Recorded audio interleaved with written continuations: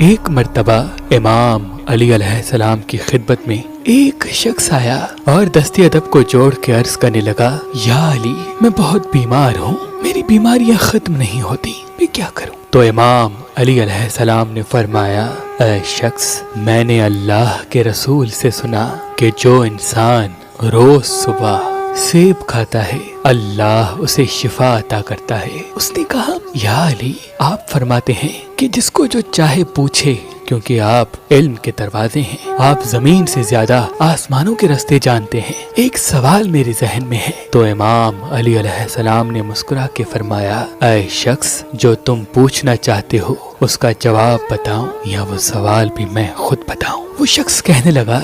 یا علی، اللہ کے محبوب اور آپ ہر بیمار کو سیب کھانے کی صلاح کیوں دیتے ہیں؟ بس یہ کہنا تھا۔ تو امام علی علیہ السلام نے فرمایا، اے شخص، یاد رکھنا، جب اللہ کے نبی آدم علیہ السلام کی توبہ قبول ہوئی اور وہ اپنی بیوی ہوا سے جا ملا تو کچھ ہی دن کے بعد اللہ کے فضل و کرم سے بی بی ہوا کے وجود میں حمل ٹھہرا۔ لیکن جیسے جیسے بی بی ہوا کہ ماں بننے کے دن قریب آنے لگے، بی بی ہوا بیمار رہنے لگی اور اس کی بیماری کو دیکھ کے اللہ کے نبی آدم پریشان ہونے لگے اور اللہ کی دربار میں ہاتھ بلند کر کے فرمایا، اے اللہ، اس زمین پہ میرے اور میری بیوی کے علاوہ کوئی انسان نہیں، اے میرے اللہ، میری بیوی کو شفا عطا فرما۔ بس آدم کی دعا اللہ کے دربار میں پہنچنی تھی۔ اللہ نے فرشتوں سے کہا کہ جاؤ، جنت سے کچھ سیب لے کے آدم کے پاس پہنچو اور اسے کہو